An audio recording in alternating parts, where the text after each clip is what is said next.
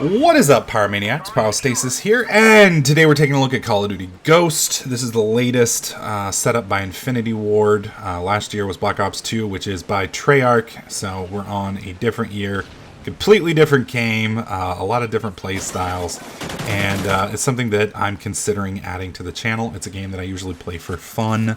But occasionally I do vlogs. If you guys have been subscribed to TDK FPS over the past year or so, you kind of know what I do with Call of Duty Call of Duty or Call of Duty Black Ops, Modern Warfare, whatever. So I'm kind of curious to see what you guys would like to see from this game about content. I do kind of want to give you guys some of my first impressions of it.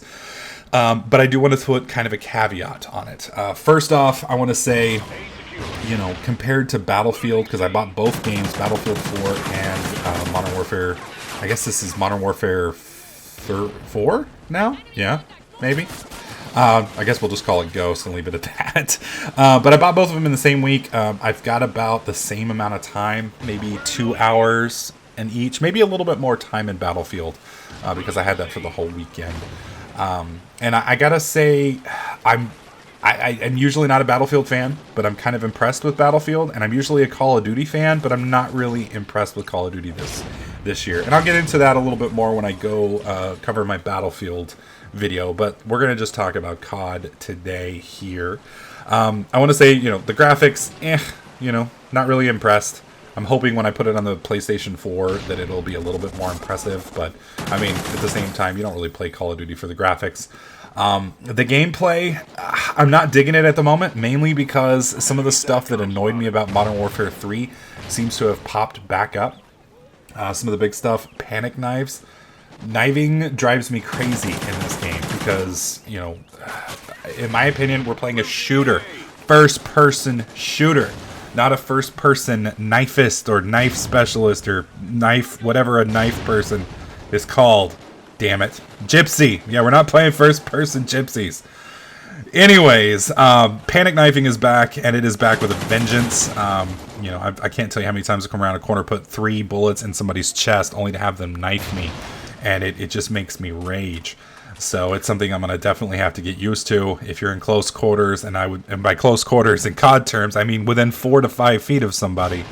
It's almost better to go with the knife than it is to bust out with the gun, because odds are the knife's going to get it done before the gun will, which is kind of sad, but that is the state of affairs. That being said, last year at this time when I was playing Black Ops 2, I wasn't really all that fond of Black Ops 2 at the time either. And a lot of that has to do with the drastic differences between the games.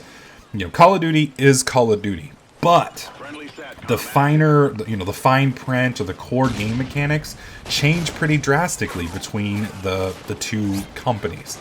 And it's kind of funny because it's almost like, to put it in political terms, like the liberals make a game and then the Republicans make a game, and they're completely different. And it's just like, while you're still shooting people, the way the perks work, the way you earn, the unlocks, the way, the secondary features work, it's all so different. And it just kind of cracks me up because it's the same fucking franchise. It's the same IP. Why can't you two fuckers work together and, at least blend it a little bit so we're not quite so drastically different? And, I remember this time last year, I was kicking ass and taking names in Modern Warfare 3, and I just switched over to Black Ops 2, and it was like, damn, dude, all my perks are gone. This is never going to work. I can't have steady hand and rapid fire and this and this and this. And, it's just not going to work. And then, after 2 or 3 weeks of putting the game through its paces, it was like, oh, well, if I do this and this, it's really not so bad, and you kind of learn how to play the game. And, it's not necessarily that the issues you had with the game go away. I mean, Black Ops obviously has its issues. I mean, the spawns were bad, pretty much everybody was using an SMG, at least till later on when they finally buffed assault rifles till they were godlike. But, they always have their problems. You just learn how to deal with them. You kind of learn, it's like, okay, well, this is going to suck, so I have to, it's kind of like running with a shotgun, It's like, man, the shotgun blows at long range. Well, yeah, but if you start sticking to close range, you can kind of deal with it. And that's kind of what Call of Duty is about. It's, you kind of learn all of the ways it works or doesn't work, and you kind of adapt. One of the things that I did notice about Call of Duty that I have to give them major props for,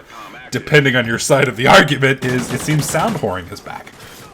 And back with Modern Warfare 3, I spent, I want to say $300 on a sound whore setup. I got a DSS2, for those of you guys who don't know, that is a surround sound mixing thingy. And then I bought like a $200 headset. Some of you guys have seen this massive, giant audiophile porn star's dream. Well, those two combined allow me to hear everything as long as surround sound comes in. And thankfully, with this, I get pretty good sound. And, you know, last night I was like, oh, okay, he's on my left, you know, he's on my right. And I can hear people before I see them, and it kind of makes for some good gameplay. At the same time, if you don't have that setup, you're kind of at a massive disadvantage. So some people liked that Black Ops kind of got rid of the sound whoring aspect, and, you know, everybody was kind of on the same footing. At the same time, it kind of sucks balls when you can't hear that person sneaking up behind you and shoot you in the back of the head.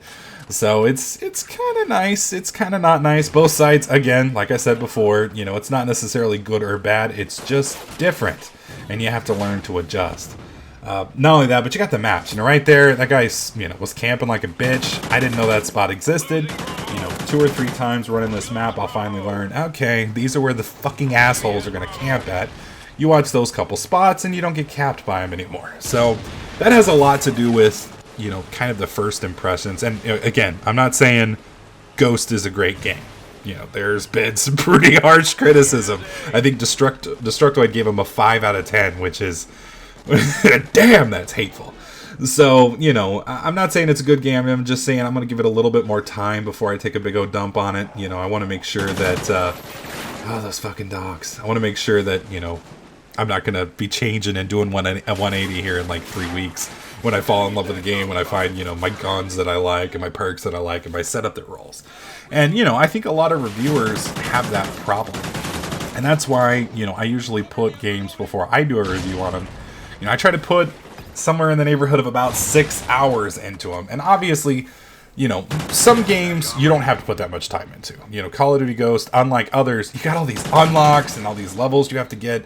So, you know, until you try out all the guns, and it's not just trying the guns, because each of the guns handles differently. So, you know, I remember in Black Ops 2 when I first got the Chi-Con, I was like, this is garbage, this is a piece of shit, you know, and then after I put like, I don't know, 45 minutes into it, that gun was godlike. You know, once you learn how it handled, you could drop some bodies with it. So I think a lot of people are going to have to, you know, kind of learn how some of those mechanics work, and we'll see how it goes. I did want to ask you guys a quick question about content. Now that I've retired TDK FPS and Minecraft is now my main channel, so to speak, TDK Pyrostasis is now basically my secondary channel. And what that means is there's a large amount of content that theoretically can be put on the channel. Now, for the next 3 to 4 months, I'm going to be putting 2 to 3 videos on Minecraft every single day.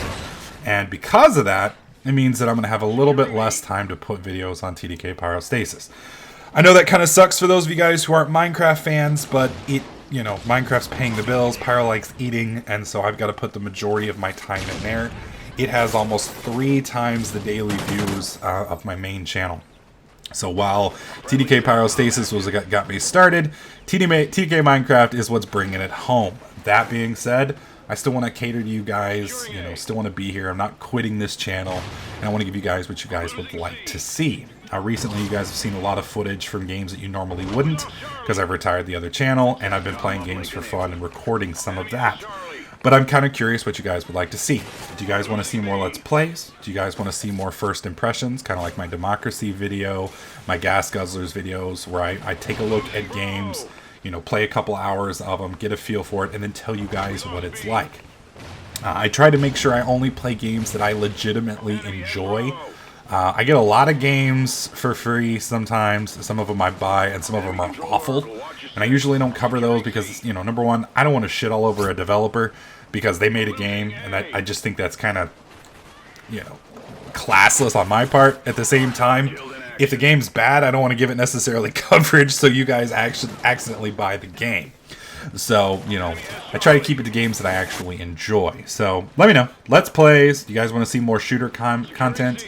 I do have Battlefield 4. There's Arma. There's Black Ops. I can do a lot of shooters. I can do a lot of Let's Plays. We've got Assassin's Creed 4, Killzone coming up in a couple weeks. We've got the new Batman game. There's a ton of stuff. So, let me know in the comment section what you guys would like. I do have to finish my current Let's Plays.